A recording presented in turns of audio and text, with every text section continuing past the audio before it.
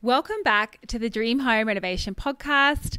I'm your host, Claire, and today we're going to be talking about DIY versus not when it comes to your home renovation. So this is the final episode in our 6-part series, which was the fundamentals of renovation. And if you missed any of the previous episodes, make sure to head to the show notes for the link. Today we're going to talk about whether or not you should DIY, what you should DIY, and just equip you with some functional tips to get you started on your DIY journey. For those of you who follow me over on Reno Way of Life on Instagram, you know we are a big DIY family. My husband and I have renovated 15 homes, and we're currently renovating our 15th home, which is our dream home, and we're DIYing most of this project. So we are big believers in it. It is a great way to enable you to get more for your buck, but you're giving up time versus money. And that's the thing. DIY is all about economic costs. It's a give and a take, and it is taking us much longer than bringing a bunch of builders in, but we're saving a ton of money. It also means we have a little bit more control over the creative process, which we like. And that is part of the reason why we are DIYing the project. First of all, if you are considering doing any DIY projects within your home renovation, the first thing to really do is to break out your project or break down your renovation and identify the things that you feel comfortable with to do yourself. So for example, plumbing and electrical, I would always recommend that you bring in licensed and insured professional trades to do those. That's really important. Same as roofing, unless you have any experience roofing, anything that can create water intrusion, which can cause really big problems further down the track, I would highly recommend getting a licensed professional. And then you need to decide what it is that you can and can't DIY yourself. Just because you haven't done it before doesn't mean you can't do it. And that's the beauty of DIY, is that you can trial and error. And if you realize that it's too big of a job for you, you can always bring somebody in, and you just have to be prepared to make those mistakes and figure all of that out as you go along. There are loads of things that you can do within your home renovation yourself, and I'm going to take you through those today. But first of all, every DIYer needs a toolkit, and often you're left wondering, what should I invest in? What should I buy? One rule I would say to you is, if you are planning on doing an extensive amount of work, really invest in some good quality tools. Don't just go for the cheapest on the market because you won't get longevity out of them, and that will cost you more in the long run. It's like everything, you pay for what you get. So the better the quality of the tools, the better performance they will have for you. First of all, some basics. I would highly recommend getting a reliable drill, a set of screwdrivers, a good hammer, a really good tape measure. Don't get a cheap tape measure because it just bends in the middle. It's really frustrating. So that's definitely something to think about.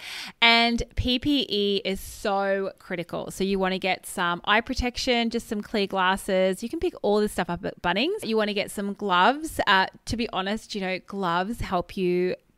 They just enable you to carry more than if it was with your hands, because it avoids slipping. It protects your skin, your hands. I don't know how people work without gloves, especially I see people all the time when they're renovating and DIY, and they're putting in insulation without any protection, and it's just, I can't figure it out. So you definitely want to have gloves. You want to have face masks. So if you're doing any form of demo, you definitely want gloves. There could be lead paint. It could be like the dust, the dander, the insulation, all that stuff in the air is not good for your lungs. So you definitely want to have masks on site that you can access pretty easily. Stanley knife is also something I would add into that add into my toolkit as well. So I would have all that on site ready to go. And then as you move into your renovation project, you realize you will need more tools. You can either make the decision to invest in those tools, buy them, or if they're larger tools like a concrete hammer drill or something like that, which is a much more expensive item, you can always rent it. As well. So that's what I would start with. And then as you sort of progress and you're doing things like cutting, sheeting, you'll probably want to invest in a saw. So you need to decide what kind of saw that you want. So you just be really choiceful. And as you move to each project, the beauty of buying the tools is obviously you'll have them on site when the next project comes. Just really think about the tool, how you're going to need to use it, and then whether or not you'll use it again, and the cost of it. You just have to weigh all of those things up yourself. And as I said, the PPE is really important. Safety should be a non-negotiable, especially in old houses. There could be asbestos. If there is asbestos, I know everywhere has different regulations, so you need to check your regulations. if you're using chemicals, anything like that, make sure you have the appropriate masks. Like I said, PPE is just so important. And so you just have to make sure you have everything on site. And power tools, although if you've never used them before, may seem intimidating, they're really easy to use. Usually there's like one button. So once you figure it out, it's pretty simple. But once again, they're dangerous. They're power tools. They can cause a lot of damage. So just make sure that you use them safely. So then once you have sort of your toolkit, you have your PPE on site, the next thing you want to be doing is sort of building up your skills like anything else in life. And the more you do, the more you practice, the better you will get. So no doubt your first couple of DIY projects are probably going to be a little bit rough, and then you'll get better and better. And so you probably want to start with something relatively small. Your first DIY project might be an upcycle. It could be sanding and painting. It could be something that's relatively low skilled, so that you can then work up to the more, more significant jobs. If you're going to be tearing out a bathroom, demo is a great way to save money. You can do that yourself. And if you want to be tearing that out, that's great. Putting it back together might require some practice and some skills. Lots of YouTubing, some resources that you can use for DIY. Instagram is a great place. We share a load of DIY projects and tutorials on our site, Reno Way of Life, so you can head over and check out that. YouTube is also a great resource. You can check out that. Bunnings usually have some good resources available as well. If you go to their site, they've got a YouTube page. Ryobi do tutorials on how to use the product, what they're used for. So there is a whole host of, and obviously Pinterest, of course, and there's a whole host of materials that you can gather to school yourself. But until you start using the tools, that's when you'll really start to learn, but at least you'll kind of start to figure things out. You can also do some small courses if you want, so tiling and carpentry, and that will help boost your skills when you start to tackle those big home projects. So when deciding whether or not you DIY or bring in somebody to do the job, it's all about weighing up the factors for yourself. So that's cost, whether or not you are looking to save money or whether or not you're looking to save time. If you're looking to save time and you have the money to spend, you may want to bring somebody in. If you're on a really tight budget, then you may decide that time is where you're going to invest rather than money. Cosmetic things like putting up shelves, tiling, painting, putting up sheeting, insulation, demo, all of those things you can absolutely do. Flooring, some of those things will take a little bit more skill, a little bit more practice, but practice makes perfect. And I believe that when you have the right tools to do the job, it goes a long way. So really do weigh up the cost of those tools and having them on site for you, whether or not you use them again in the future. So the next thing you want to do is, if you are going to tackle a project yourself, you just want to make sure that you have a really clear project plan or DIY plan in place. And we talk more about that in the course and give you sort of a framework for that. But you want to plan out your project, have really clear steps from A to B, make sure that you have all the materials, the tools on site. It's going to be really inefficient if you're running out to Bunnings every 5 minutes because you haven't got a screw or what have you. So you really need to make sure that you have that. Give yourself a break too. If it's the first time you've ever done anything, you're probably going to mess it up at some point. Something's going to go wrong, but everything is fixable. Don't worry and trust the process. That is my biggest mantra.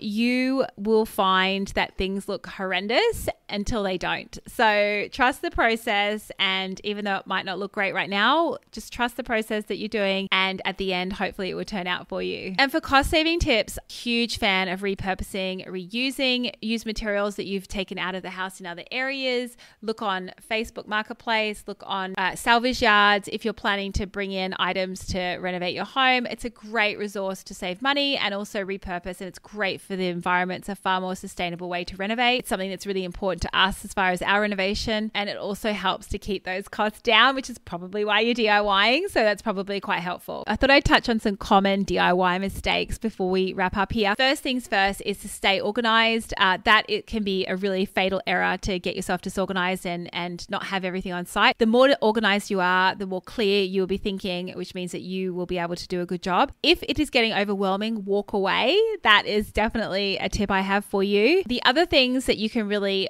if you've never done something before, is you can underestimate material, which isn't the end of the world. It just means that it is just a delay for you. So really measure twice, cut once. If you've never done it before, measure 4 times, cut once. And when you're checking your material list, usually you would always order a little bit more. So if you're ordering flooring, tiles, always order 20% more just to give you some room, because if you have to go back and replace those, it could be a different color or you might not be able to get the item. The other thing to do is to create a little checklist for yourself so you can work through that checklist and keep yourself on track. Stay flexible. My biggest tip when it comes to DIY is to stay flexible and adapt. So often when you start a project, and this is so true when it comes to upcycling items, we recently upcycled the vanity for our bathroom and I was planning to sand it and paint it, sand it and stain it. When I sanded off all the varnish, I really didn't like the color of the wood. So my next plan was to paint it, which I wasn't convinced I really wanted to. So I literally walked away from it for about a month and I just stared at it and just started to rethink. So when things aren't working out, sometimes you have to pivot. I actually decided to bleach it, which is something, it's a bit of an unusual process, but I wanted to lighten up the wood, but I was also prepared that I could completely ruin the item, but I wanted to try it anyway. So I did it. It turned out beautifully. And then I ended up putting a finishing coat on it, so it wasn't the original intended plan, but it still turned out beautifully. I gave myself the time to walk away and to be flexible and to pivot. So once again, we share a load of tips and inspirations of things that you can DIY in your home renovation in our renovation school. The link is below. Otherwise, join us at Way of Life over on social media if you are looking for some more tutorials and some daily inspiration. For those of you who have tuned in for our renovation foundation series, our 6-part series, thank you for joining us. If you found it interesting and helpful, please share far and wide and subscribe, and we will be back with episode 2. If you have any ideas or suggestions of topics that you would like us to cover in this podcast, make sure to head on over to Way of Life and drop me a DM. Otherwise, happy renovating. Thank you for tuning in. I'll see you guys later.